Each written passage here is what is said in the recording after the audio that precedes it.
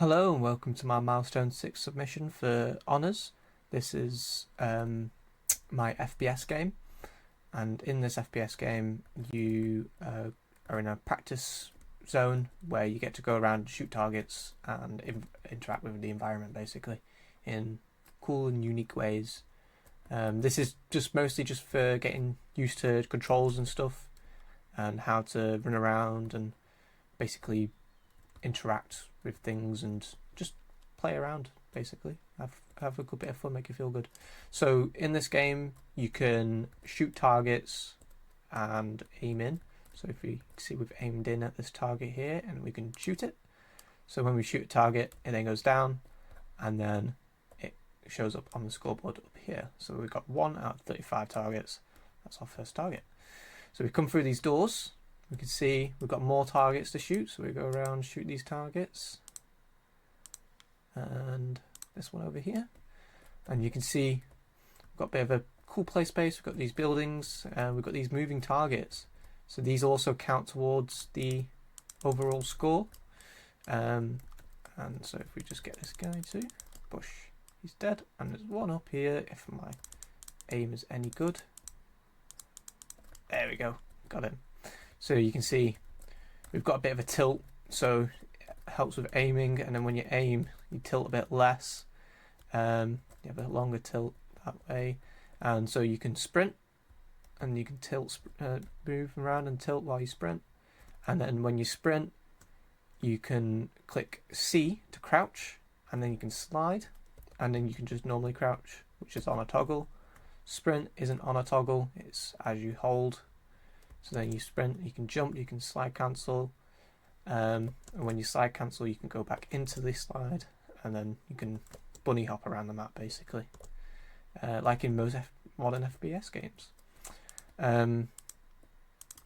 Some of these targets aren't towards the score, so like those 3 then weren't towards the score, so as these are controlling these walls.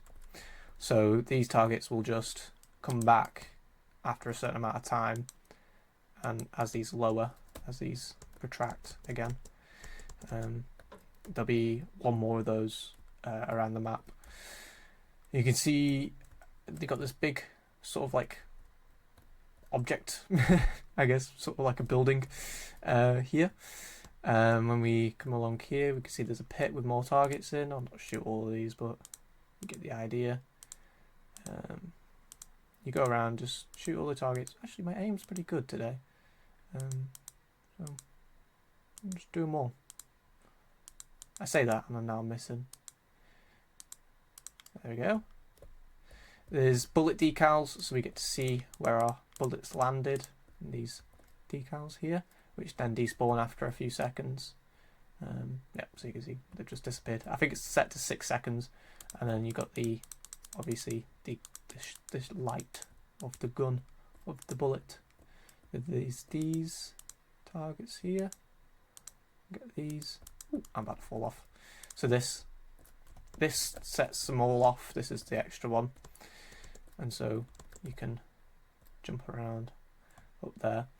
There's one thing to note, which I forgot to mention, is you can mantle up walls. So say if you're, I'll demonstrate over here because this wall's quite tall, so I can't normally jump over this, so I can't jump onto this, but if I double click W as I'm in the air close to it, I can mantle up it.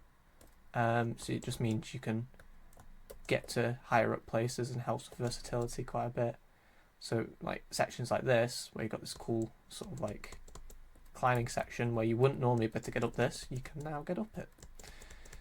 So you can see, there we go, and it leads to this, which is, this is the Jenga tower.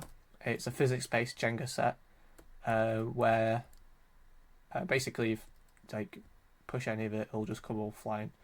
It is all quite heavy, so as a player you can't push it. I think with more development time and stuff I would have played around with the physics a bit more to make this work, so you could push it around as a player. I did set up this, however, which I will show you in a bit, which is a crane. And also, again, with the crane, if I had more development time, I would have perfected that a lot more. So yeah, oh, there's targets here, here, and here. So as we come up, I think this is the last one now. Bash, bash. Take him out. Gone. That's all of them. So that's all the targets, but there's still plenty to do around the level, just to explore and stuff.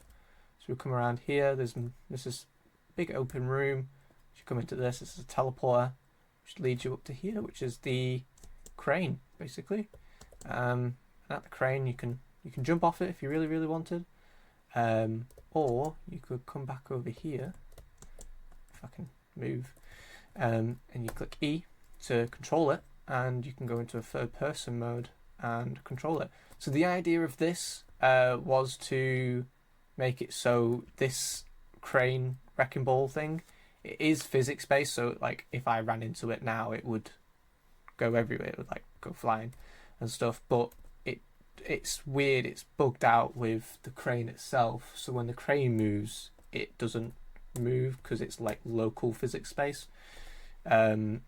Again, it's one of those things, if I had more development time, I would have been able to perfect something like this, with previous experience with older projects. It's just, yeah, so you can see I can interact with it. It doesn't interact with the floor for some reason, but I can interact with it and push it around basically. Oh, and yeah, so yeah, that would be the idea. It would push into that and it would break it. So you can see here. Yeah, that's how that would go, and then I think everything's going to come crashing down. Actually, it's doing quite well, oddly enough. If I try and push it over to, oh, I think it's gone fully under now, under the map. But yeah, so sometimes if you, oh, there's a block there. There's a spawn location which leads back up to there. So if I just died enough, it might send me back up here. Yes, so that's pretty cool. You can see obviously it goes rigid again, even though it isn't rigid, which is weird. So yeah, just to show an example of what it would be like. Oh. That's sort of like what it would be doing and stuff. Yeah, so it's quite cool, quite fun project. I really enjoyed this. I'm going to continue this probably in my free time. But yeah, thank you.